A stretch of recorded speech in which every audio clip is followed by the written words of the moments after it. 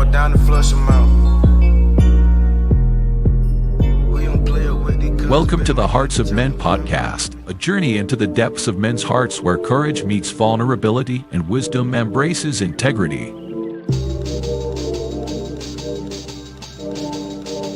In a world that often measures a man by his outer achievements, this podcast dares to explore what truly defines a man of character. We unpack the challenges and triumphs that shape men's lives, bringing to light stories of resilience, compassion, and unshakable faith.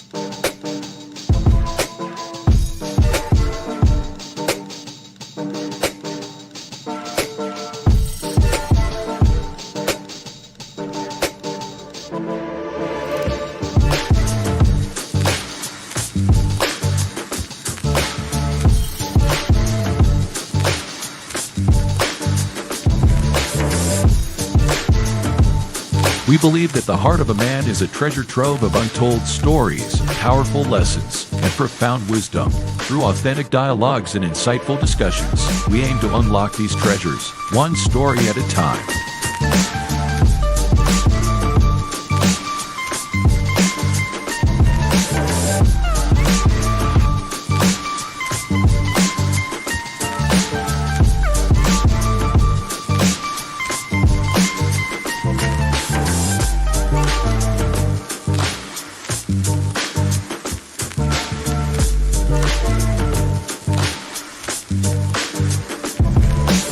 So, whether you're seeking guidance, inspiration, or simply a moment of reflection, you're in the right place. Get ready to be challenged, inspired, and transformed.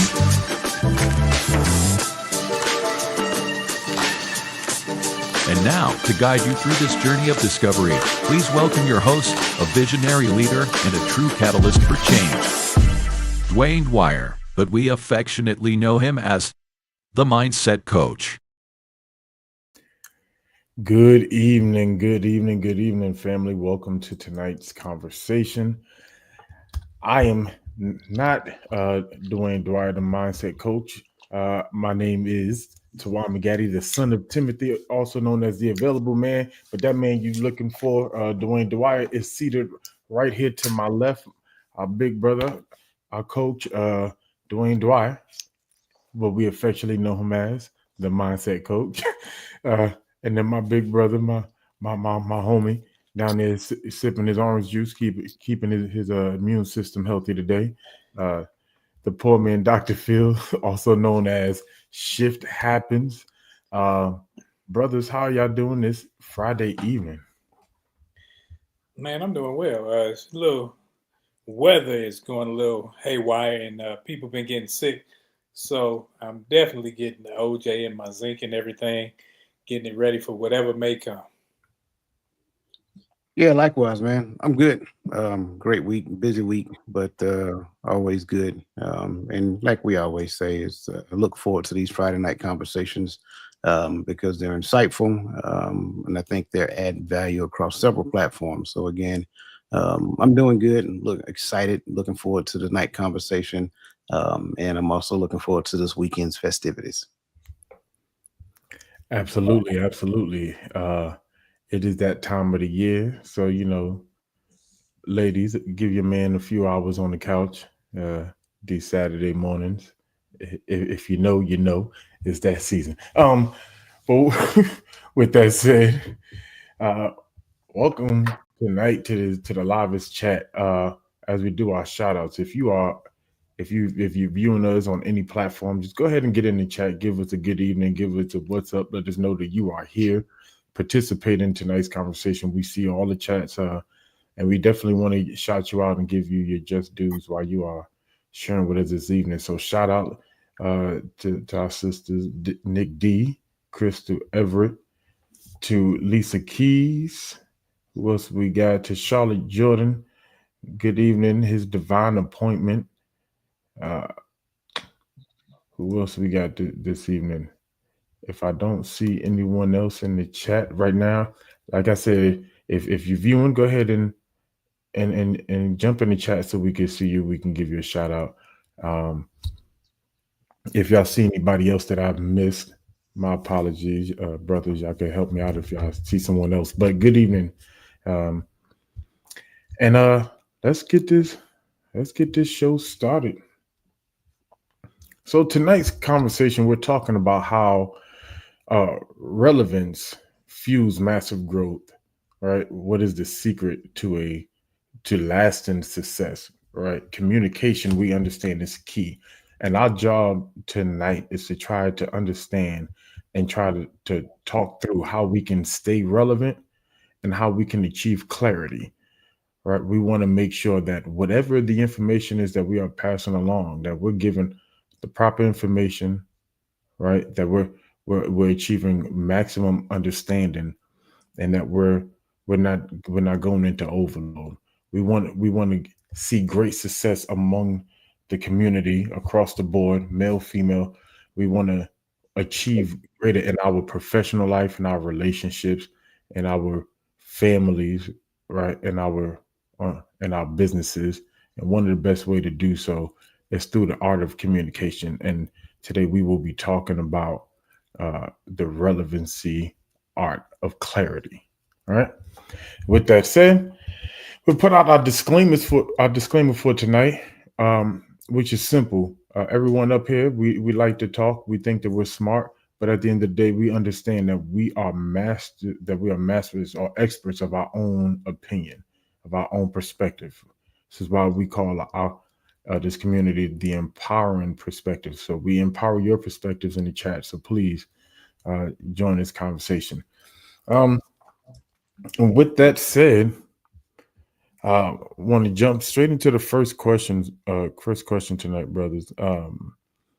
In the exchange of information, talking about relevancy, how easy or difficult is it to create obscurity?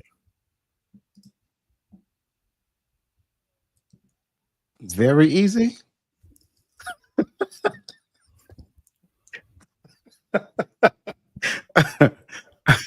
Yeah, I mean it's especially during this day and age, because we're in a time to where at one point in time, the media that we had for information was news, and we're pretty much limited to that. But now, because of these cellular devices that we have, everybody has a camera, everybody has a microphone, everybody has social media, has the ability to go live.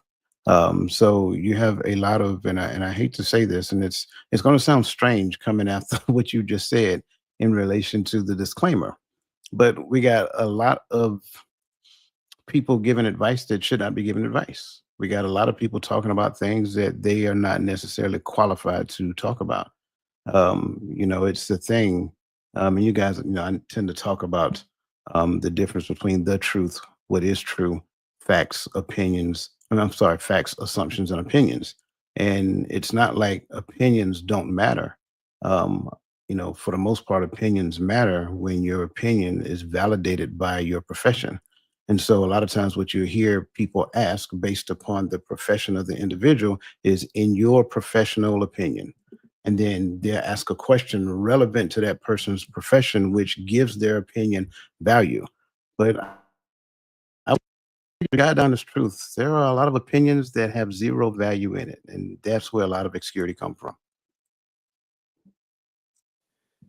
See, I see you came out the out the gate. Okay, I think I'm with Coach on this one because I think sometimes we will take information and you kind of give information overload, whether you're trying to use big words, you're trying to add buzzwords, you're trying to just change the flow of the conversation just by throwing something in there. So it makes the information that you do have, it's like it's pointless almost because you sometimes you can try to sound so smart that you leave yourself looking a little dumb. You leave yourself looking unintelligent because you showing that you lack a personal connection with the people, you lack a personal connection with what you're talking about. So your words go on fall on deaf ears because the people can't feel you. So your information go is obscure because nobody really understands you nor your point of view. I like it. I'm with both of you brothers on this one. It's easy. It can it is very easy, especially and I think two things are important. Um, both parties have to have some understanding of where this conversation is going, right? Because I can ask I can ask uh roll all day questions about the medical field. I don't have no training outside of CLS concerning medical. So if it ain't related to CLS, I'm gonna look at he can be as clear as day, use the proper language. I'll be a deer in the headlight because I don't have no understanding of the information coming forth. I don't have no homework done beforehand, and then vice versa.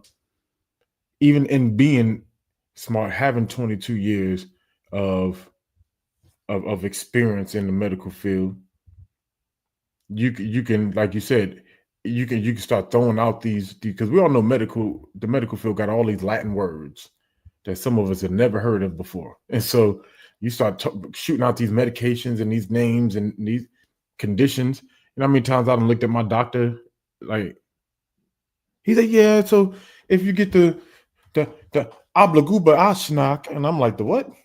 Yeah, and get it to work right. That's what it sounds like to me. Cause it sounds like he's making up words. I've never heard of what somebody that's why I said something crazy like that to get that face. Cause that's my face when I'm talking to my doctor sometimes. And so he's saying what's right, but it's obscure when it comes to me because there's no ground level understanding of what he's talking about. So I think it happens on both sides. So in that aspect, I would say that's kind of like knowing your audience. You know who you're talking to. If you got to dumb it down for me, dumb it down for me because I don't know that. I don't know what you're talking about.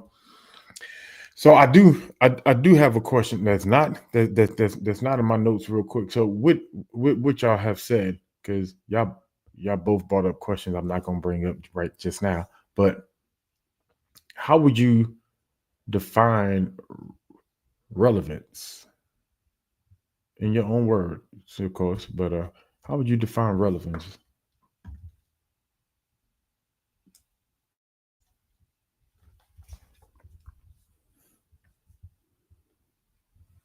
I think relevance has to do more with connection than it does with being trendy. Sometimes we think something is relevant because, oh, that's the new thing. Oh, they buy in pizza ovens. Oh, they buy in this. When you talk about relevant, it has to connect with the people.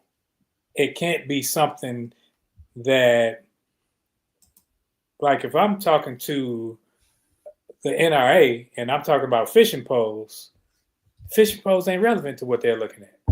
They're looking at pew-pews and shells. They're looking at something that could put something down versus standing there throwing it in the water. So it has to deal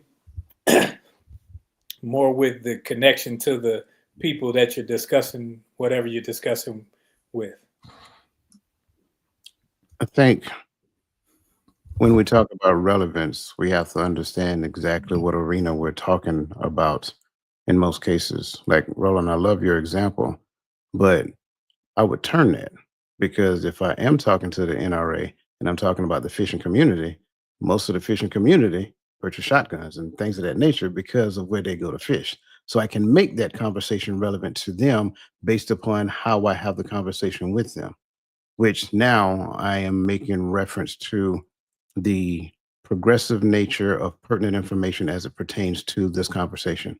So sometimes we just think the regurgitation of a bunch of information, or in some cases, the regurgitation of, as we tend to say, 5-syllable words, we think that is relevant, but it's only us trying to prove how smart we are in the space of conversation because we're trying to be the authority of the conversation, as opposed to trying to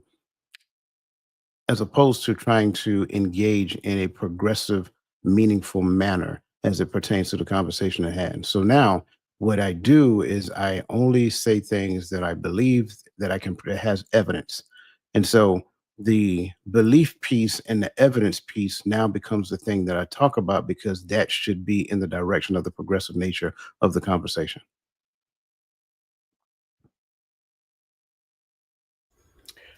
I love that. I love both of those because both of y'all are right. There's there may be some things that they may not understand talking about fishing poles because they may not all fish. But on the flip side, most people I know that do fish are also members of the NRA uh, or purchase shotguns or weapons or what have you. But so I do love that because his divine appointment. Thank you for the definition. I was gonna make it very simple. She's gonna say the the state of being closely connected or appropriate, but I do enjoy your definition. Relevance is the contextual quality of something being directly connected to and appropriate for a specific subject or situation. So if there's an opportunity or a window, I can connect them. If there's an opportunity, if the conversation or the topic at hand is is relevant. I saw a TED talk one time and it was talking about technology. I don't have a tech degree or certification. I just know how to use my little gadgets that I got, right? But in that TED talk, he started talking about how exposed my children are when they log in online. Now he made it closely connected to me because now the conversation about it's about my kids being exposed. Uh, and then he started talking about how it links here and I started learning now because something that I don't have much information on, I have better understanding on where he's going because he connected me to the topic. So so now it's relevant to me. So I like that. I like that. So a philosopher Paul Grice has come up with four maximums when we start talking about uh, the art of relevancy and clarity, right? And in those four maximums, he has a quick definition of what's called the cooperative principles, right? And he's saying that people are generally cooperative and they expect others to contribute meaningfully to the point. So when we have conversations, just the art of having a conversation, I'm starting a conversation. I believe that there is information coming back to me. Right, my brothers are here to conversate with me tonight. The chat is here. Whether I prompt a conversation or not, I expect a return on my cooperation in this conversation. I expect Dwayne to respond. I respect Roland to respond, and I think that's for any of us when we have conversations. And some of us have been there. I know three of us have been there. We've talked to a lady in our life once or twice. She came up to us and she pushed out a bunch of information. This, and this, and we didn't respond immediately. And we get that look like, you gonna say something? Right. Maybe I ain't never date the same women I dated, but and she's looking at us crazy because she wants us to participate in this conversation, in this sharing of information. And that's the cooperative principle, right? So in there, he gives us four maximums, right? One is the maximum of quality, the maximum of quantity. I apologize. The maximum of quality, the maximum of manner, and the maximum of relation. But we're going to start here with the first principle, the maximum of quantity. My apologies if I'm moving too fast. But on that first question, the question is, given this maximum concept, how can information overload, as Roland started talking about, distort the information that is being given? Information overload can be something that is frustrating. It's like every Saturday morning, if I'm sitting in my garage or if I'm not, somebody gonna come to my door and try to sell me something. And because I've heard the spiel before, time and time again, every week, I'm already frustrated. I don't want to hear it. I say, okay, bottom line, what it's gonna cost me? I want numbers. I don't care what you're trying to sell me. I want bottom line. And it frustrates them because they're trying to push out more information of what makes their product the best, what makes their product best for me, not even knowing me. And then they try to gain some type of information. So I think at this point, when it's information overload, it it's like you just put a bunch of stuff in front of me and want me to make a decision. And that's one of those places where it's an uncomfortable space for most people when you have a lot of things that you may not understand or you understand very little on. So it's one of those spaces where it's not putting people in a comfortable position, especially when it comes to having a discussion, especially and if it's not a discussion that can take place over time. If it's something that's rushed, something that's forced, it'll be one of those like, okay, nah, I'm good. For me, at least. No, And my bad. I apologize. This question says given this maximum concept, and I never gave the concept. I apologize. So the concept, real quick, is given as much information as is needed, but no more. So I just wanted to put that out there. My apology. so no, you're good. So the issue here, when it comes down to the maximum of quantity, is that information overload looks different from person to person. That's for starters. Um, so some people like a large amount of information. Some people like clear, concise information. Just get to the point, the facts. So understanding the people that you're talking to is extremely important when it comes down to this particular maxim. For the person who just want clear, concise information, they'll get frustrated.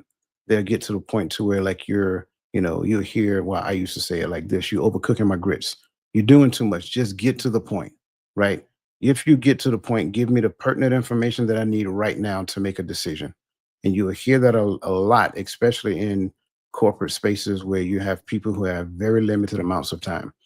But then there are others who need that information. They need the details surrounding it because, with that being said, that detail gives them clarity. So they want to know the ins and the outs, the origin of the thing, and the culmination of the thing. How do we get to influence this thing? How can this thing be beneficial in the long run? So understanding people, first of all, helps you to understand whether or not they will reach information overload based upon all of the information you have. I will also look at it like this: for some people who are like me, you are the person who will research a lot of information because that clear understanding helps you to understand how to implement it. Well, if you're working for someone who is clear and concise and to the point, and you spent all of these hours researching this information and you put together this big old packet and you want to give them the packet because you want them to read it because you put a lot of good work into it, they be like, yeah, no, just summarize it for me real quick. That can be frustrating to that person. So understanding your audience becomes very important simply because at the end of the day, when a person reaches information overload, they tend to shut down.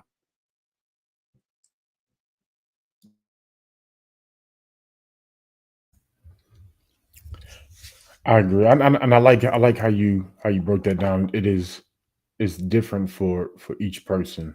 Um, it actually streamlines us right into our next question, uh, which is how do we know that the receiver is properly retaining or receiving the information that is given?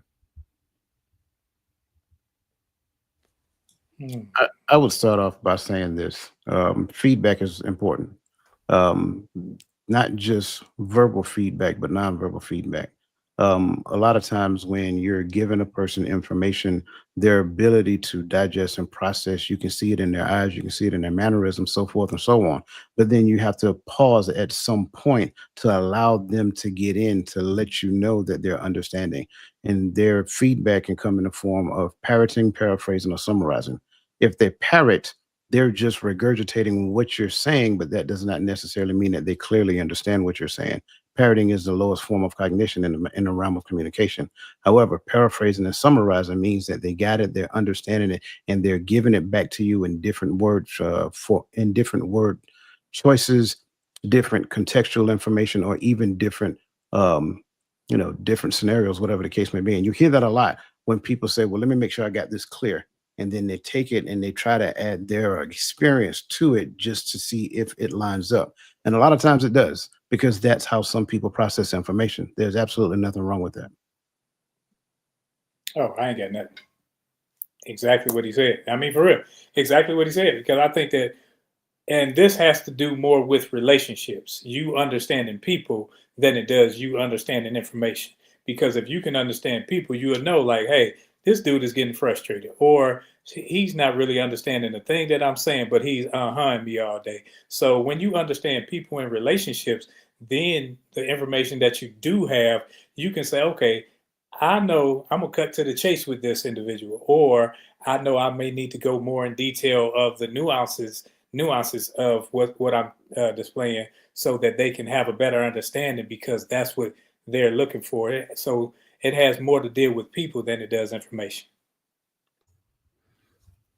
Absolutely, absolutely. Speaking of the feedback, let's look over in the chat for a second. Let's see what we got. We got Sister Charlotte Jordan talking about the overload. She said too much information can be overwhelming and may miss what it was intended for. I agree. I like that. Sister Lisa Key, she brings up, and when you bring up DISC, are you talking about the 4 personality traits? That's what I'm assuming.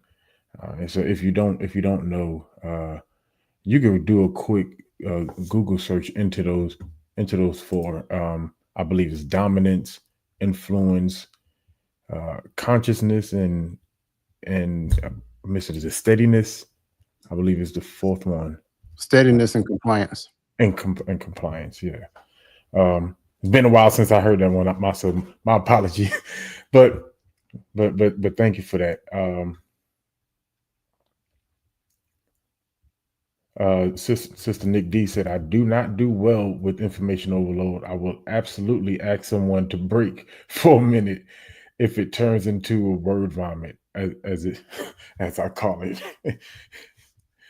But I think that's that point that coach is talking about, right? To pause and give feedback, make sure. I think as we go through this conversation, you'll see how a lot of these things create preventive measures if we do it right, right? So when I'm giving information, if I pause to say, hey, are you receiving what I'm saying? Or what's your feedback so far on what I put out so far? That gives that opportunity for them to take a minute and think on what was said so that they can actually start receiving it before you start pushing more information out. Your thoughts, gentlemen? Yes. Yeah, I think that this is where you can recognize whether someone, because a lot of people have attention deficits, attention disorders, which won't provide them an opportunity to receive information the way you're choosing to give it at that time. So that's where I say relational value is of the utmost, because when you understand who you're dealing with, and it doesn't take a whole half an hour to understand, like, oh, I'm dealing with somebody who this information is not pertinent to them at this moment. But if I placed it in a different format or a different arena, then it would be something that they may be more receptive to. Yeah, I'm with you. I put in the comments just now, I tend to use phrases like, does that make sense? That's my way of taking a tactical pause and allowing them to provide feedback in relation to, what I'm saying.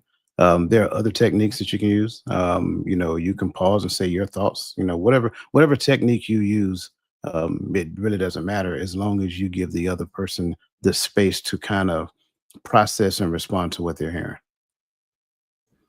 Yeah, and I actually use that phrase a lot. I noticed that's a way of me stopping myself from word vomiting. Like even when we're on live, I feel I catch myself, and when I start feeling like I'm putting too much information out and it's starting to go in circles, and I know I could lose people, I'll stop and say, does that make sense? Or I hope that makes sense. So that, because that opens up for someone to at least tell me, nah, I didn't catch that, bro. that was too much or something, So I agree right there. Um, I'm catch one more. His divine appointment said, by overwhelming the receiver with too much information, violating the quantity maximum rule, right? And presenting it in a confusing, disorganized way, uh, violating manner. Oh, she done moved on to manner too. She said she ain't new to this conversation, but I do agree. Um, it well, I will make it more of a two-part phrase for me. Like by overwhelming the receiver with too much information, it begins to present in a confusing and disorganized way. Right? It could be the right information, but that overload definitely makes it confusing. Um, Gentlemen, what say you? Forward. I actually think we're going to unpack that as we continue to progress. I do have a comment, but I want to hold it until you get to that stage. Yes, sir. Yes, sir. Same thing. All right. Um, let's get our last question on quantity, and then we'll move forward. So, is there a way of knowing that you have given the adequate amount of information? And I think we kind of covered it, but just now. And I think that's with the feedback. When the person is giving you actual feedback about what you're discussing, and they seem energetic or involved in the conversation rather than being reclusive, where it's like, okay, I really ain't understanding. Hurry up and get it over with. Yeah, I think so. This one is tricky. Um, and I'm gonna go from, because a lot of times we like to have surface level conversations. And again, I might be getting a little ahead, but if so, I do apologize. I think a lot of times we have surface level conversation. It just becomes a spew of information. But then the question is, do you understand it based upon the conversation that we're having? And I think the only way that we can get to the point of understanding is that there has to be some type of conceptual synthesizing that happens in the moment. And if I can synthesize that information that you're giving me in that moment based upon combining that information with some type of relevant experience, now that kind of gets me to the point of understanding how to apply it. I think we stop short of that. We stop short of just spewing information. Do you understand what I'm saying? Yes. Okay, cool. Moving on to the next. And so at that point, conversation becomes meaningless. So I think the way of knowing that you have given adequate information is that the person can actually synthesize it, apply it to their own relevant experience, and then they can actually understand how to apply it. We stop short of the application way too often.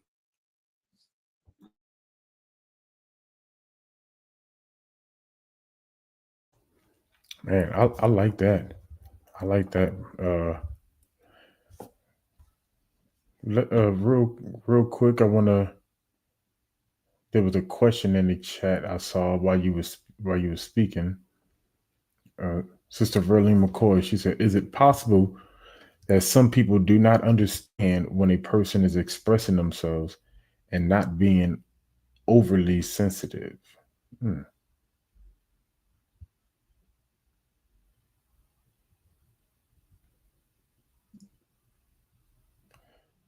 This That's a good question. Is it possible? I gotta ask it. I was asking it again in my head. Is it possible that some people do not understand when a person is expressing themselves and not being overly sensitive? You know our rule up here. If you put is it possible? We're gonna say sure. It's possible, but But this is precisely what I just got finished explaining. mm, You can express yourself. And again, like we talked about, I think it was last week before last, whenever the case may be, you can express yourself. And what might be overly sensitive, the one person may not necessarily be overly sensitive to the other person. But at the end of the day, the question that we have to entertain is, number one, why am I expressing myself? Number two, what are my expectations based upon what I'm expressing? And like I said before, if I am expressing myself because I believe you're supposed to do something based upon that expression, that can be problematic. Because at the end of the day, my feelings are for me. Me expressing something to you is probably just to make you aware of it. Or, like I said before, it might be because I did not necessarily understand, the perspective on which you said and or did a particular thing. So I may have taken it wrong. So I think all of those things come into play. It's not just the expressing, it is the secondary and tertiary effects that happen after that expression. Do you expect me to do something? I hope not. If you want me to listen, that's what I'm doing right now. That's what I'm going to do. I'm going to listen. But at the end of that, now what? Because if you have an expectation for me to do something, you might be disappointed. Now, again, if I am responsible for the feeling that you're experiencing right now because of something I did, now I understand it. And now the ball is in my court to make any micro adjustments based upon my behavior so I don't commit that trespass again. So I think all of this under this particular question is available. But is it possible? Yes, it is absolutely possible. It's definitely it's definitely possible, and that's where you got to know body language and things of that nature. Because I'm a person where if I feel something, it's right here. I don't care what it is. If I think you said something stupid, you're gonna say it right here. And it's not like I gotta, and I'm not hiding from it or anything like that. But sometimes people that know me will see me look a certain way. They're like, what? And I'm just looking a certain way because I can't sit still. I got this thing. That's why I'm always moving and everything. But I think people need to get to a point to where they aren't looking to find fault with another person's expressions or find fault with how they're saying things or taking it personal. I think when you deal in information, information is what it's about. Now, you do give information with your body language and things of that nature, but if I'm giving information and you may be sighing, you may be doing certain things, so I may think, okay, maybe I'm going too long, or maybe so I can't take it personal. That's where you ask those open-ended questions where they can give you feedback about what's going on, so that you can know where they are in the conversation. Yeah, I agree. I think that's a relational question, right? Because my question in response is, how well do you know me? Um, because if it's somebody I work with, I don't talk to that much, I may not know because I didn't know. I did. There's a brother I know better now on a job that I didn't know well for a while when we first started working together when he got there, and the first time we had a conversation simply about football. Now, granted, I must say he's an older Cowboy fan, so you already know how the conversation went.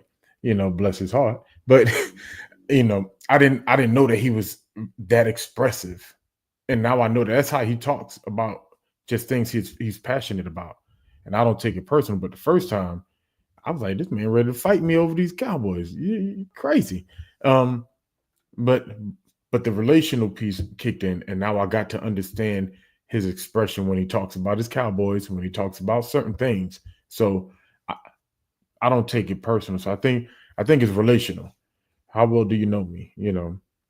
Now if I know you, sometimes I can know you, and I know you to be emotional, and I'm looking at it.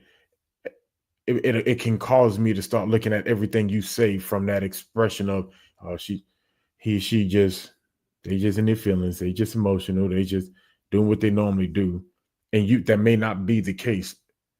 So relate that relational piece can work for us and against us sometimes. um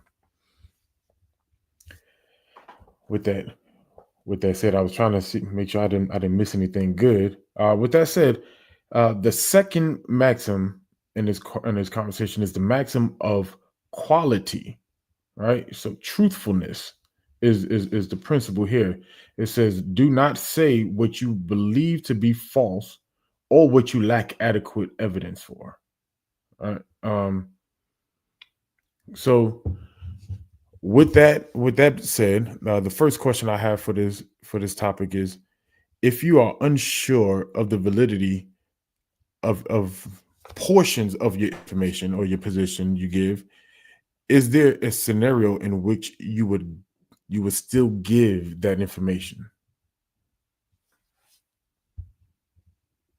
what's the scenario of us giving this information first? Because if I'm giving this information to somebody and I got to put my name on it, I got to know that what I'm saying is valid, is true, or something. I can't just give information and I'm kind of putting my reputation and my name on something.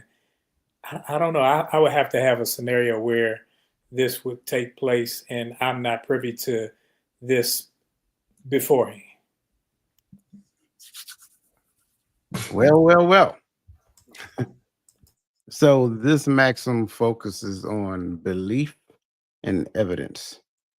And I think when we look at this particular maxim, there are things that we believe that we do not necessarily have the relevant evidence of it yet. So is there a scenario in which you would give that information? Absolutely. Right? We do it every week. It's called the Bible. There are certain aspects of the Bible that I do not have relevant evidence of because I have yet to experience it. But do I believe that it will come to pass? Absolutely, because that is my belief. So this maxim says either or. That's the key. If I believe it, I don't necessarily have to have relevant evidence of it.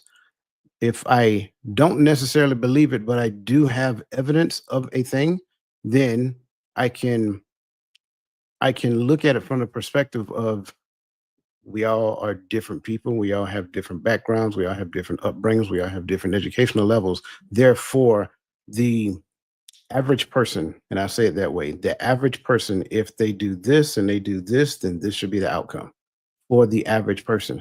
But will that be 100% true for everybody? Absolutely not.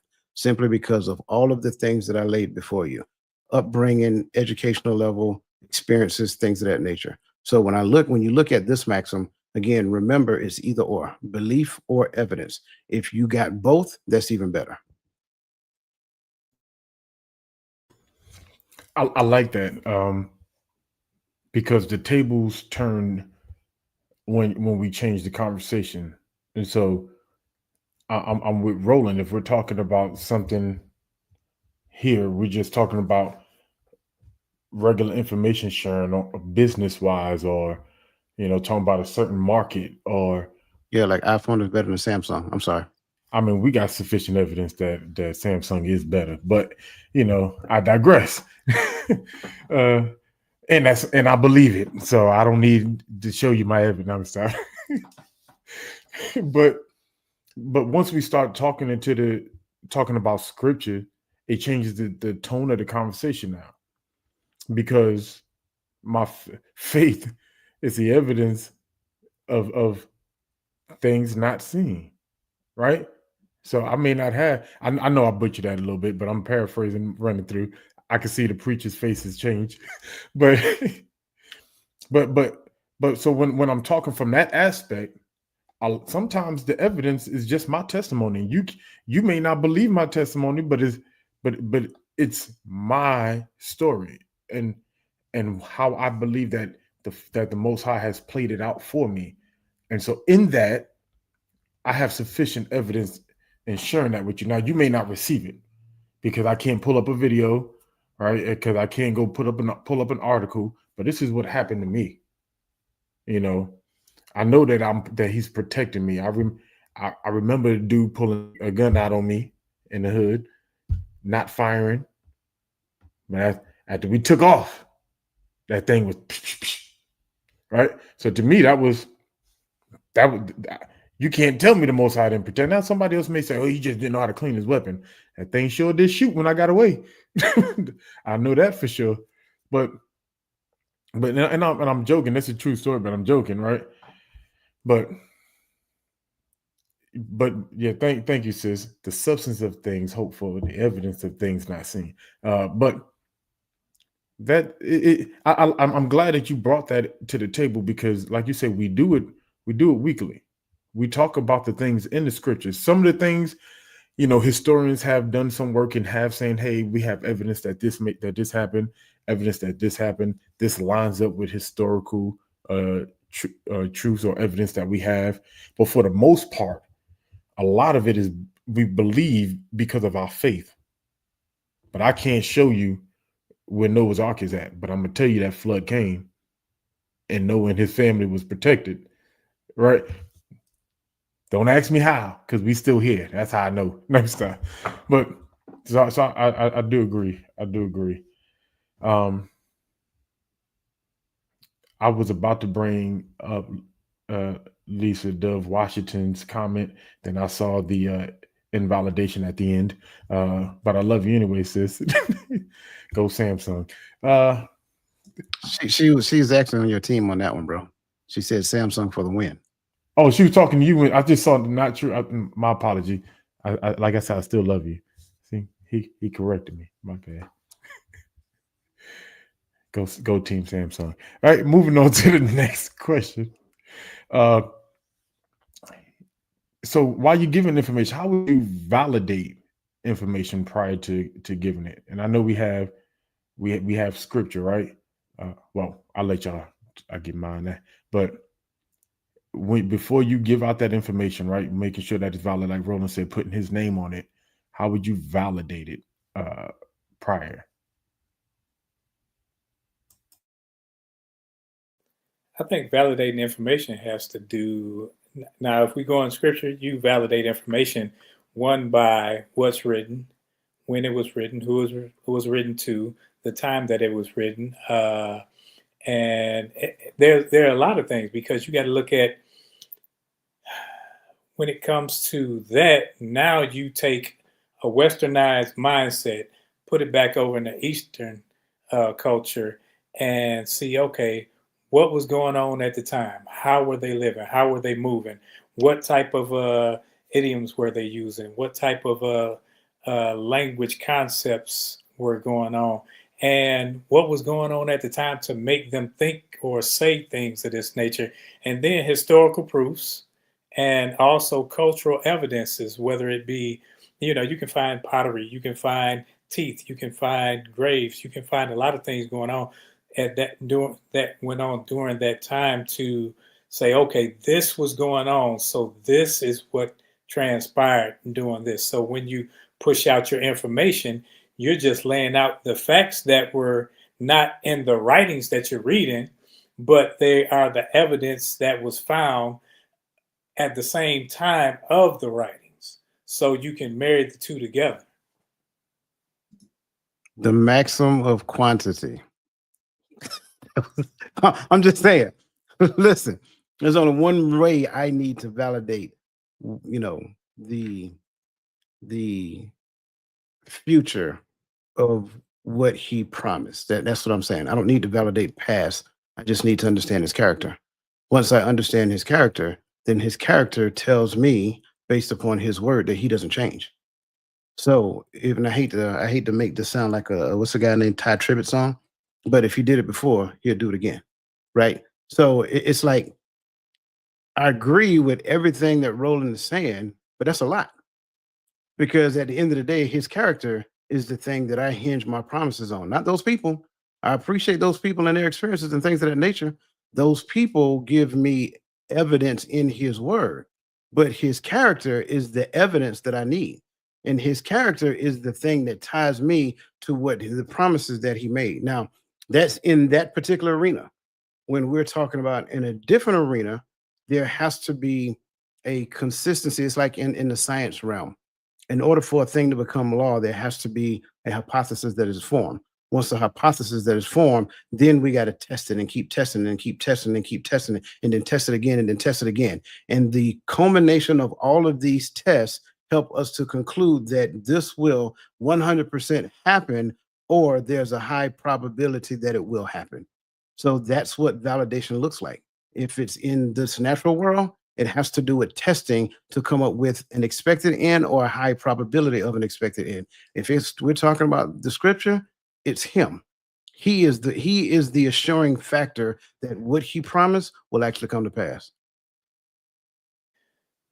See, but when we saying him, I think some of us that could be him, Superman, him, Aquaman, or him, anything like that. So if I'm just looking, and that's why some people look at the scriptures as this Santa Claus coming out of the sky that's going to do a lot of things for him, because they like, okay, well, if he do it today, if he did it once, he'll do it again, like you say, Ty Tribbett said. But he may not want to do that for me, the same way he did it for them. So I can't count on him being like he was with whomever to be that way with me, because he may want to do something different. So I need to know, okay, is this some fictional uh character reference, or did this happen? So and that's why, I say, when we look at the verbiage and what happened and what was going on back then, I can't always say, like some people will say, well, look at Jonah in the belly of the big fish. People say, well, in the belly of the big fish, and then they try to make that their lives. Like, no. So now is that, am I going to go out here and the largemouth bass going to swallow me up, or do I have to go through a trial and I have to depend on him versus look at what he told me to do and turn away from it? Did he just agree with me by not agreeing with me? It sounded like he agreed with me just now.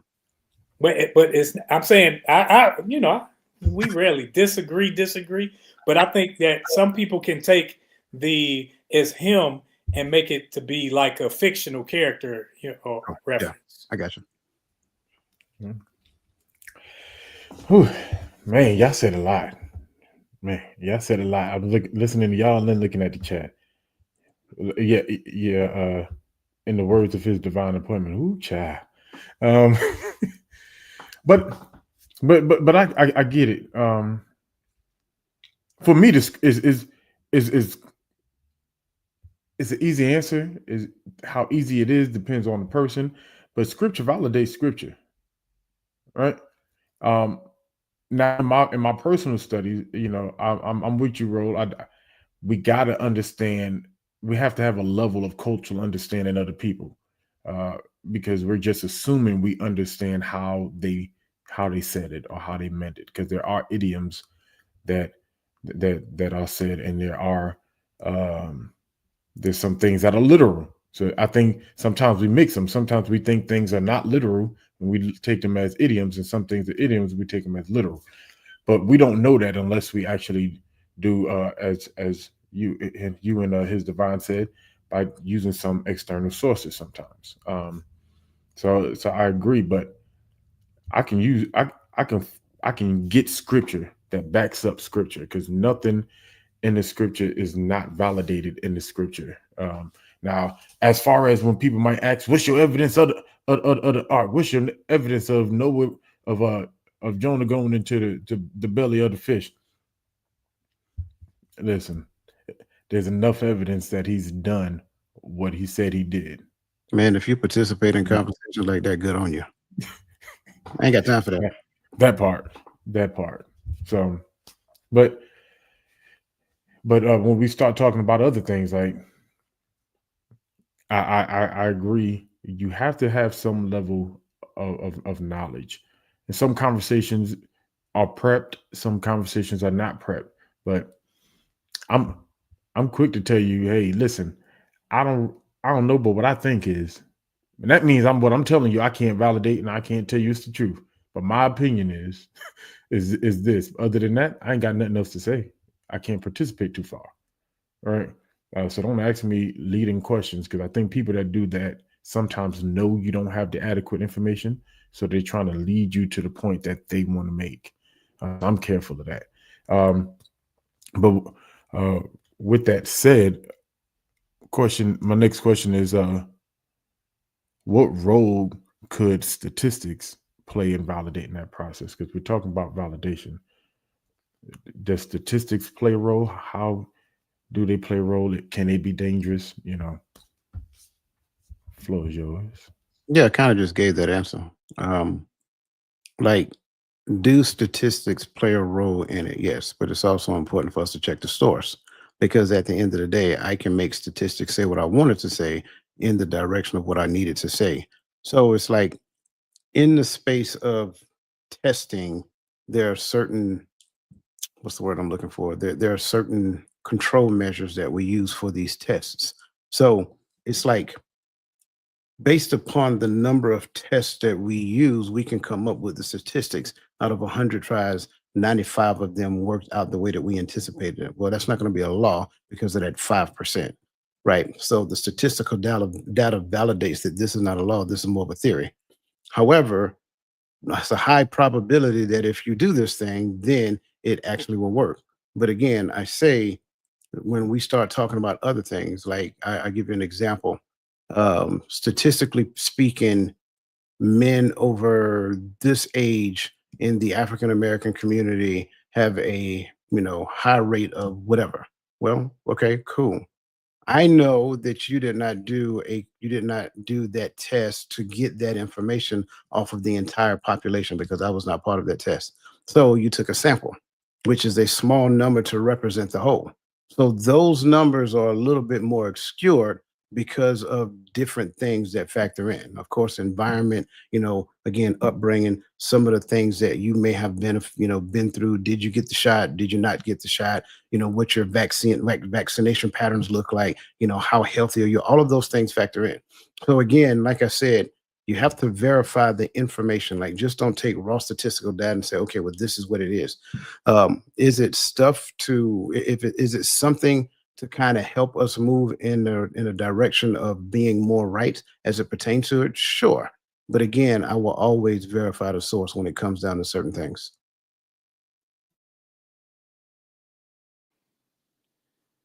Can we have that question again? So I can.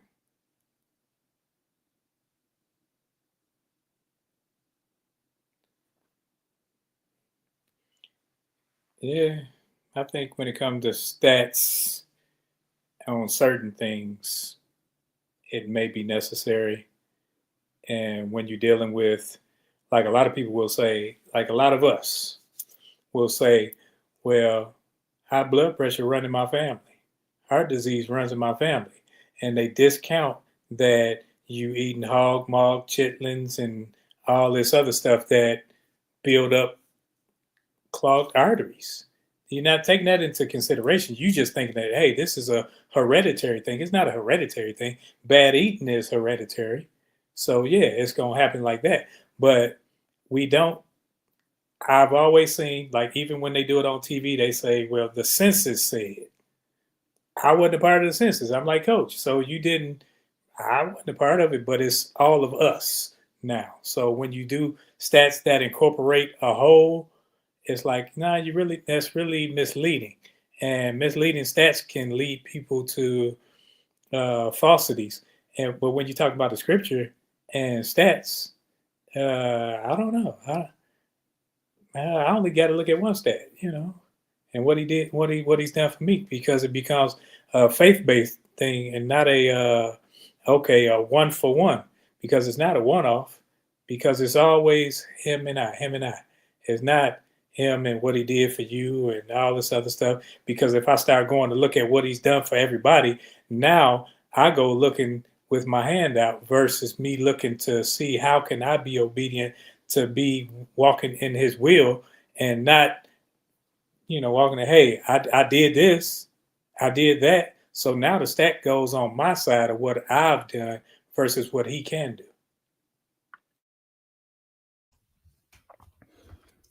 Man, I'm loving this. Jump to the chat real quick. I see under this whole maxim I'm looking at, Sister Charlotte Jordan told us, she said, check your source. Where did you get your information? Is it based on facts and truth? Um, and it's kind of why I wanted to get down to the statistics, because I feel the same way is true. Checking your sources can be tricky, right? I think when we having a conversation, sometimes you have to build a ground layer so we understand each other's mindset, because you may not receive what I receive as a good source, and vice versa, you know. So so for me, I always get into this little gray area, like how do we determine that this is a good source? Because I've seen history. Like, let's take COVID for an example. There were a few doctors who spoke out against, the vaccine that came out so quickly. Since someone brought up COVID, that's why, came out so quickly. And some of these doctors, especially even the ones that had Nobel Peace Prize for their medical work that they've done, all of a sudden we were told that they were lunatics, they were crazy, they didn't have adequate experience in that field. These are Nobel Peace Prize winners. Now we're saying that they're terrible doctors. So you may still, I may go, I'm gonna listen to this doctor. He'd been at it for a while, but you may say, well, the medical field is saying that he's this, and this. So I'm not receiving that information. Hopefully that made sense, but I just wanted to get y'all's opinion on that right there. When we're talking medically, we understand that medical professionals, doctors, and such are given authority to practice medicine.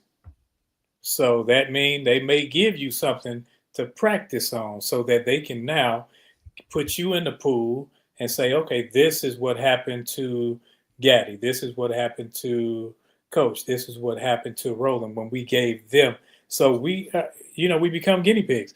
And if we're looking at it in that frame of thought, talking about this quality, the quality becomes, okay, what happened now with these individuals? So, hey, it's a trial and error thing now with that. Well, and more so on the, like, how do I validate that source? He's been like, this has been a credible source at once upon a time. Now we're saying that this is not a credible source. So just like when we talk about statistics can be screwed, they can be misused. I think when we talk about validating our sources, I believe the same thing can be true. It can, but I think it'll end up being like talking about politics. People gonna choose a side, and people, even though something may be detrimental to them, they'll still choose it because they have some sort of faith in it. So Johnson & Johnson, oh, they came up with something in 6 months. Moderna or whomever, and you're coming up with these vaccines or whatever. I don't even know if we can talk about that because the powers that be don't want you talking about that stuff. So that already tells me something is, not so nice about it. But if you can't make talcum powder that doesn't give me some type of disease, am I really trusting you to make something that goes inside my body to not give me some? So that's how I look at it. That's just a personal thing. And I think that's where people with stuff like that, it's always going to be a personal choice. Until it's not. Because there are groups of people who didn't have a choice. They were made to do it because of what it worked. So I think the question, although I think it's a good question, I think the question is a little far forward. The question that I ask is, why do we believe there were Nobel Peace Prize winners based upon all of their wonderful accolades that were told to you? I never experienced it. I never seen any of the wonderful things that they did. I just believed what somebody told me because that's what they said on TV. And because that's the case, oh, okay, well, that's the thing. And that's kind of like the whole point behind all of this. When we start talking about like the relevance theory, it's like understanding relevant pockets of information to understand the value, that it is adding to a particular conversation. Sometimes we adopt the conversation way too late and we agree to all of this, but we never question it. We question this portion of it. You should have questioned it back here. You should have questioned the fact that they said that this person was a Nobel Peace Prize winning doctor. What are the qualifications for that? How did that person separate themselves from any other doctor out there? Because I know a lot of great doctors that work really hard and have done a lot for people. I even know of a doctor that did a lot for people and has gone on to another life because of the work that person has been doing. No one talks about it, going to different countries, helping people, underprivileged, things of that nature. So it's like, I hear all of that and it sounds really good back here, but then we get over here and we say, okay, well, now let's question this. No, we need to question this back here. Who said that they were that good?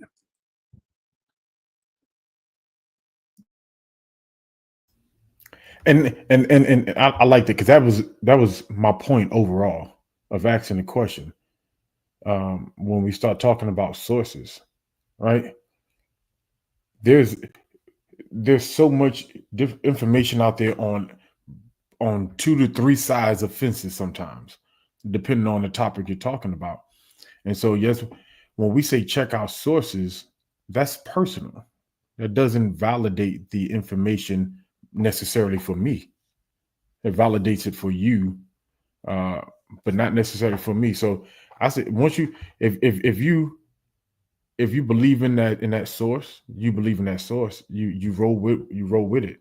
You continue to study. But I don't think I don't think researching or learning should ever stop. Period. That's just me. When we having this conversation, there's a lot of good things in in the chat.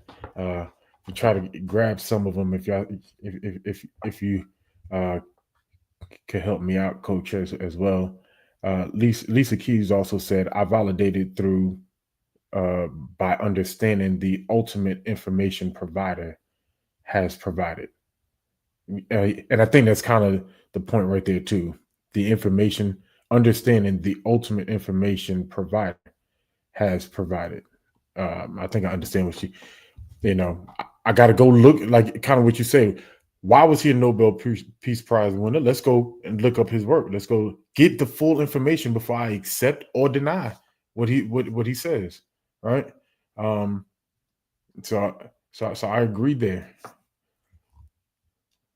And while you're looking out, when I said personal choice, I wasn't talking about getting it. That's still a personal choice too. Whether or not you want to keep your job, that's still personal choice. But I'm saying personal choice to believe the information. That's what I was referring to. I agree.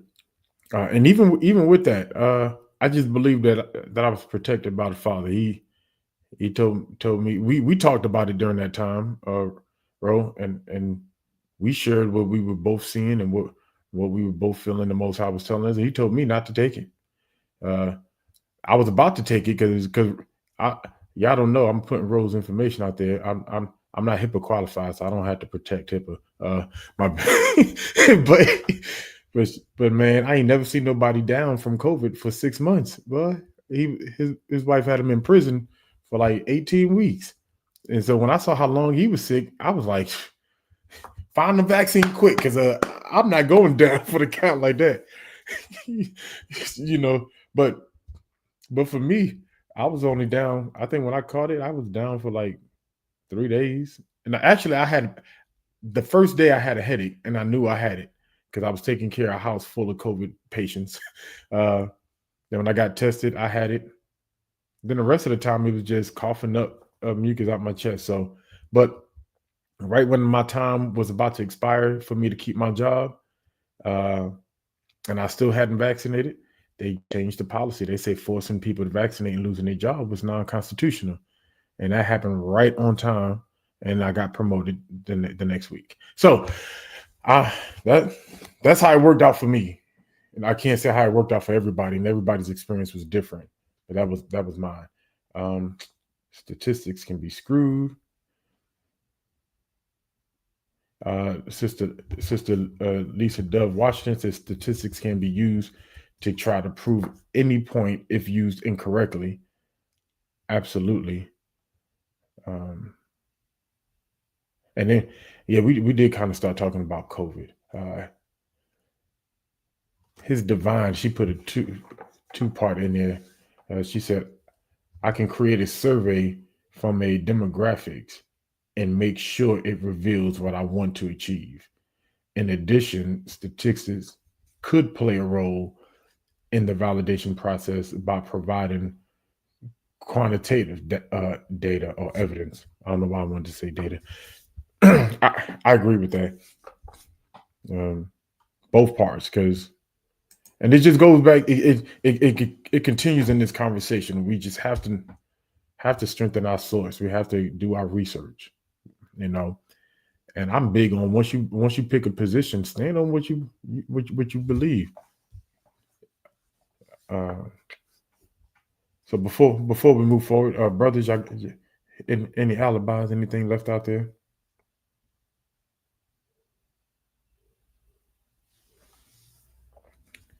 Amen and amen. I to his divine. I agree, and I praise the Most High for that. Let's go on to the next maxim, the maxim of manner. This maxim talks about clarity. Be clear, brief, and orderly, avoid obscurity and ambiguity. I don't know why that word twisted me up. I've really got one question on this topic, and that's how would you summarize? Be clear, brief, and orderly. I'm gonna give one real quick, and I'm gonna come back later. Know what you're talking about. When people are not clear and concise and to the point, they don't necessarily know the information. They're trying to talk themselves into a space to where the other person believe that they're actually knowing it. So it's like, and I've been taught this years ago.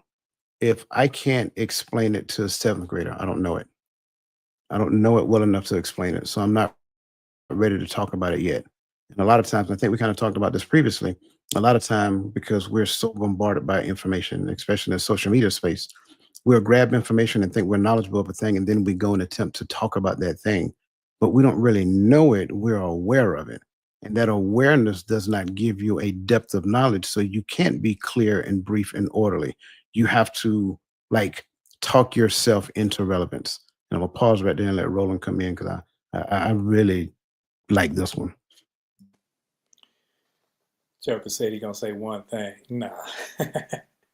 I think I'm a slow talking person. I'm a slow talking person, and I make sure I listen intently. And when a person is speaking very fast or trying to fast talk me, it seems like they're trying to get something over on me because I'm listening to what you're saying. And it seems like if you're trying to speed through it, you're trying to make me miss something. So when you're clear, it's because you studied the information. It's because you've gone through some things. It's because you've gone over this time and time again. So it's second nature. Brief, I'm not trying to keep you long. I'm trying to get you straight to where you need to go, not trying to take you around the corner just to go next door and keeping things orderly. When I'm keeping things orderly, I'm not talking about this and about people and about everything besides the nucleus of what we're talking about. And I don't have to use big words. I don't have to throw a bunch of jargon out there so I can seem smart, so I can seem intelligent and know what I'm talking about. I'm going to talk at the level that we're talking, at the level that you are, not try to talk over your head and not try to fast talk you so that you will miss something.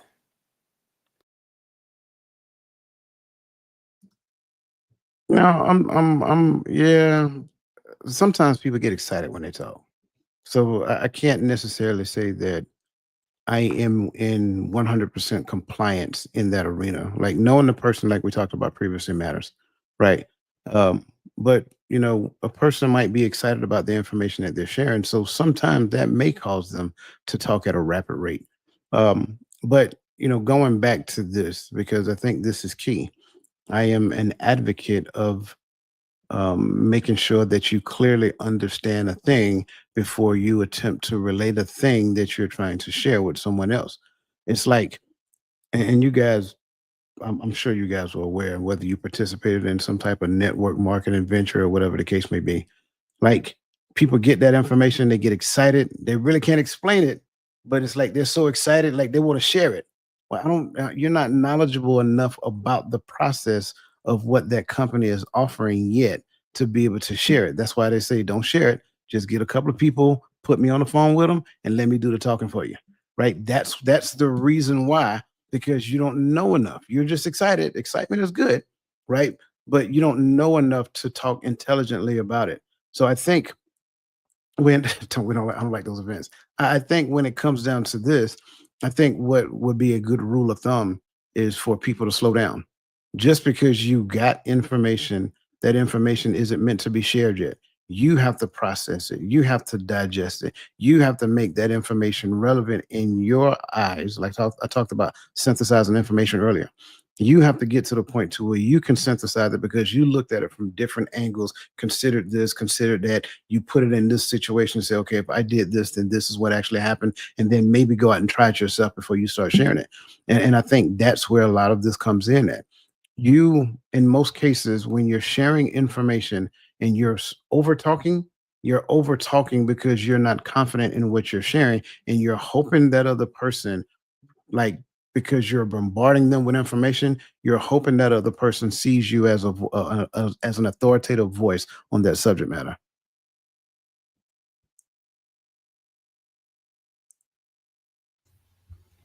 Couldn't find the mouse for a second. My bad.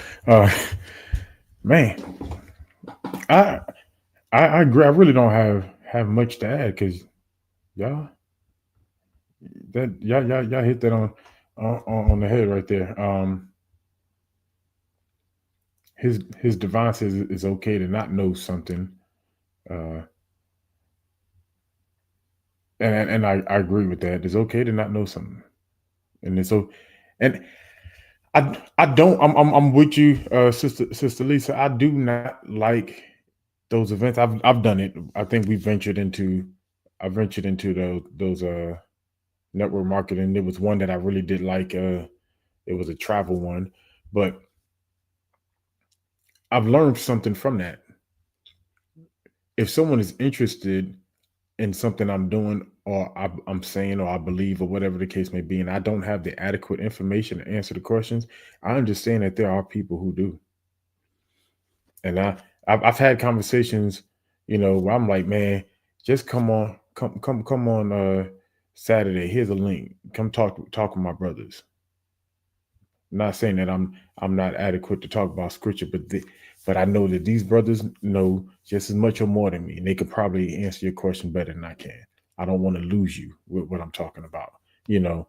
And so I think that's okay to say, hey, I got a brother, Dwayne Dwyer. You should go check out his site, see and see what he has to offer, because he could help you with some of these things you're trying to talk about.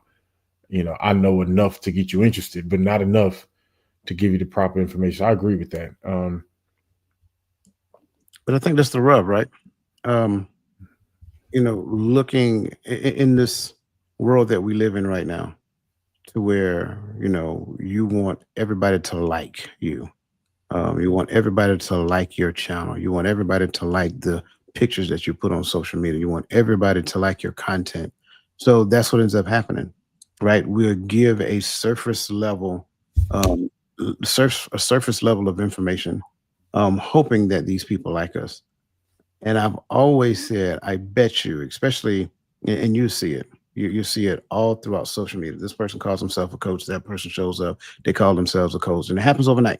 They took some little online course. The next thing you know, I'm certified. Okay, cool. And it's funny to me because it's like if I sit down with that person and talk to them for about 5 minutes, give me 5 minutes. Put what was that movie? Think with Baby Boy. Put me in the back seat with him. I bet you. Yeah, that's what I'm saying. Give me 5 minutes in conversation. That's all. 5 minutes in conversation. And I bet you that person will probably second guess the fact that they are so quick to call themselves a thing. Because now the question is, what is your certification metric? How many hours of doing the thing have you done? Who validated those hours in you doing it? Right? It's just like in the counseling arena. For you to be a counselor, you have to not only have the qualifications, but you also have to have the number of hours, right? That is verified by a seasoned counselor. And that becomes part of your packet for you to be certified in that state. So it's like, because we want the attention, because we want this, well, that kind of runs into the issue. And so we give wave top information, over talking, blah, blah, blah, blah, blah. And then at the end of the day, it's only because I want you to view me as this, right? So now this becomes my identity because that's how I want to rebrand myself. And you're right. Here's divine appointment. It takes hours. And there's a lot you're going to learn about yourself. And I promise you, if you haven't gotten to the point to where you've questioned yourself in the space, then I don't think you've really put in the hours to do that thing. And that could be a number of different things, whether we're talking coaching and counseling, whether we're talking whatever you think about it, whether you're talking somebody trying to be a preacher in a church, right? You wake up the next morning and say, hey, I'm gonna start a church. The next thing you know, you got this backyard ministry, right? And this backyard ministry, you got like 5 people showing up, which is cool. Then that 5 grows throws to 50. Well, how many of those people have you ever had to sit down with and listen to them share their issues and what they're dealing with in life? And you talk to them from a space of not necessarily how you feel about what they're going about, not you passing your judgment on what Brother Johnson did or what Sister Johnson did, but talking to them through what the word actually said as it pertains to their situation. That's kind of like what we're talking about in relation to this. Like, I know I kind of morphed when it comes down to being clear and concise and whatever the case may be, but that's the world that we live in, to where we don't necessarily know if a person knows the thing that they say that they say that they know, that they say that they know, right? And because they're just saying it, well, you don't have a choice but to believe it. Why? Because it's social media.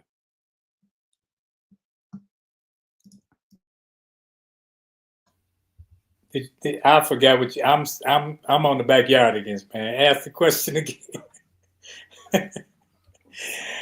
How would you summarize? Oh, Yeah, no, I already got that. Yeah, we were still here. We ran through the comments, and he was responding. Okay. Cause I was just talking about the network marketing strategy. You know, if once you get someone interested, it's okay. Because I think it was his divine who said it's okay to not know something. You know, and so I'm like, is that not also true in the pattern of how we even with this format when we was in church or whatever the case may be? Oh, just come listen to my pastor preach. Oh, come talk to my brother. I remember one time I had to call our crazy friend all the way in St. Louis because someone asked a question I didn't have the answer for right then, and I'm like, I know someone who reads probably more than I do, you know. And I called them on three-way, you know, and but that pattern. So that was just kind of what he was speaking of in response. See, and I think even with network marketing, people who think network marketing, it doesn't work. No, it does work, but it takes a certain discipline that most people aren't willing to push forward. And so now you got teams, now you got people who do know. And that's in life itself. Everybody, when I was in the military, my leader told me, you don't have to know everything. Just know somebody who knows what you need to know. And then you have all your information. So in life, you can walk around and act like you know everything, or you can act like you have everything all together, or you can live, learn, and continue to grow like everybody else. And as you continue to grow, teach somebody else what you know. And I don't know, network marketing ain't a bad thing. It's just a thing that's not for everybody. And that's what Sister Lisa Keys was saying. She said every structure we are a part of is network marketing. Just think into it. Just think about it. So yeah, she's right. I agree. We coming up on our. We got a little bit of time to get into the fourth maximum, and then this one I think, well, it depends on everybody who thinks which one is more important. But this one stood out because it kind of summarizes the whole conversation, which is the maximum of relation, which is to be relevant, right? This is the relevancy principle, right? For when you talk about the relevancy principle, it's pretty simple. It's be relevant, right? Be relevant to the conversation, right? We kind of, and that's why I felt like it was a summary. Be relevant, be clear, right? Let's not run all over the place. So with this one, I actually wanted to bring up some examples, and then see how we go forward, right? So in these question answer scenarios, right? I'm gonna give you three responses to the question, and you could tell me if the answers are relevant. Also, could they be more relevant, or is it fluff, or is it just BS? However you want to answer, I had to say it that way. However you want to answer it, right? So the first question that was asked says, "What time are we meeting at the movies?" Right? That's the question. The first answer is, well, the movie starts at 8:30. That ain't what I asked you, Cletus. That's not an answer. All right. How about did you hear that Jack Black's supposed to be in this movie? Don't care. Okay. Well, we're gonna meet at 8:15. Okay. That's the Meet. answer. Well, yeah, that's an answer because where we meeting at? We meet at my house, at your house. We meet at the movie theater. It's still some filling that we need to do. The question was, what time are we meeting at the movies? That's what it was. Yeah. Okay, and this is the third one. So at 8:15, we'll be there. Yeah. And go with that one. Okay. I'm just asking, I like how y'all jumped on that. Y'all ain't even give me a chance, man. So the next question that y'all asked me is what should I bring to the party? BYOB. Hey, that's always the text back when you're in the army. I'll tell you that. I promise. Bring your own barbecue for y'all alcoholics out there. That's what I mean. And I guess I was an undercover alcoholic, because that's what So once again, let me know, is it relevant or is it fluff or whatever? The first answer is I'm gonna have burgers, ribs, and all kind of stuff there. That ain't what I asked you, Cletus. Okay, my bad. Well, we still need water, drinks, chips. We need some more food. We need some clarity. Passive aggressive. I like that. Okay, that's what I was thinking. Yeah. Answer 3. Direct, straight to the point. It's that simple. Can't go wrong with telling me what you want. Be relevant. The questions, and these were started out with questions, but just understanding the conversation that you're in. Be relevant. All that extra stuff we need. Well, we need this. We need that. We need this. The topic at hand is, what do I need to bring? Paper plates, tracking. How many people gonna be there? So I know how much to bring, But I like that. What I don't like though is that we are up on our hour, and it is time for our bittersweet moment for us to go into our final thoughts. And I know I just thought about it. I know I didn't put one out. So yeah, we'll start with shift happens, mindset, and I'll trail in behind her.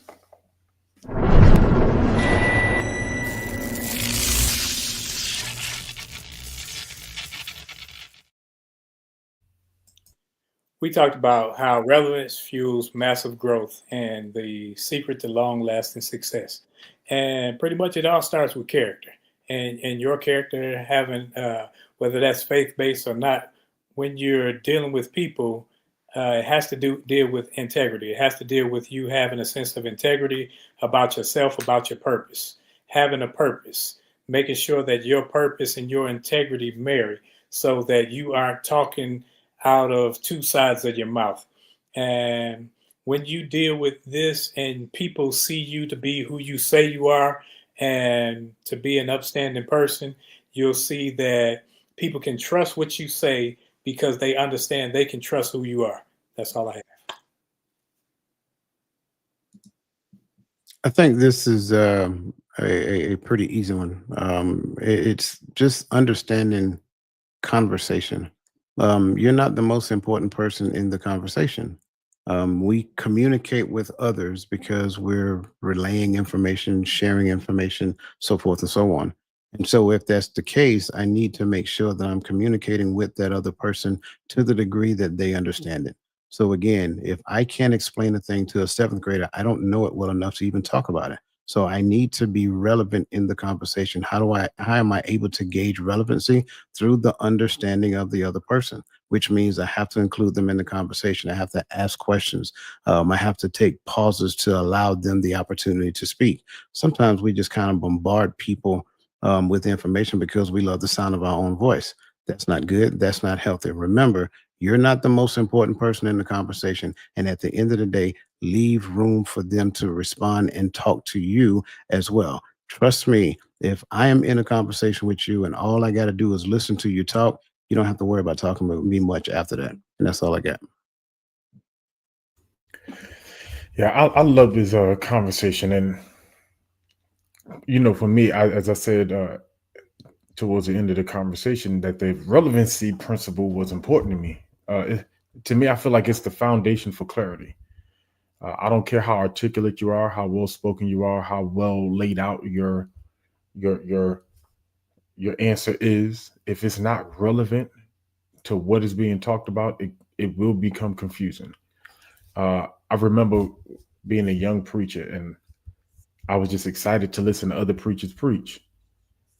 And when you how I'm thinking about, and when you listen to a lot of preachers when they preach, sometimes I used to hear a lot of dead spots, like, man, they got to build this thing back up. But the problem was, sometimes somewhere in the lines of the sermon, we got to a point to where things were no longer relevant. Thing Things were no longer in line with what they started off with. They kind of read right and read left, trying to add time so we can get to that whatever time frame it is that you may feel a sermon needs to be. And I feel like you lose people there, and people get lost in those sermons and leave with nothing. And all of that preaching, all of that hooping you did, all of that information and studying you didn't pay off because you lost the conversation. You went off, and it's no longer relevant. And now we're here and we're confused on what we're talking about. Um, with that said, man, that's really all I have for this one. But with that said, I enjoyed this conversation. I enjoyed being here with my brothers. Listen, do me a favor. If you are new to this platform, follow us on all our platforms. Follow us here on YouTube. The Innovative Consulting Solutions and Services. Follow him on Facebook. You on LinkedIn.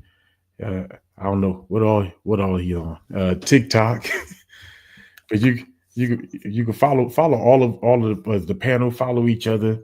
Uh, we have a lot of things going on. What is this? This is the fourth Saturday. Fifth. This the fifth Saturday. So what's the fifth Saturday? Well, because we had a conference this month, tomorrow is reframing the image of relationships. Okay, yeah, because we had it last Raj. Uh, so you can catch us here tomorrow morning. Uh, is it 10:30 Eastern Standard Time? hmm Right back here on YouTube. Great conversations, and it's always empowering. If this empowered you and empowered your thinking, I promise you tomorrow we'll continue the pattern here. Um, for Sunday, I believe we're on your channel, right? On TikTok, on Dwayne Dwyer's the Mindset Coach. You can find them there at the underscore mindset underscore coach. Um, and let's just continue to build. Let's continue to grow. Hey, let's use this tactic that we just found out that we should be using anyway, right? This network marketing tactic is, if you're interested and you have questions, listen, bring them over. Let them listen to the podcast. Listen, Sister Lisa Keys got all the answers. Sometimes I feel like, yeah, I love you, sis. You know we gotta bother you. But it's been a good show. Did you have something else, Coach? Look like you was about to. Okay, No, I'm good. it's been a good show. Enjoyed you all tonight. Y'all have a great rest of your evening, and we'll see y'all moving forward.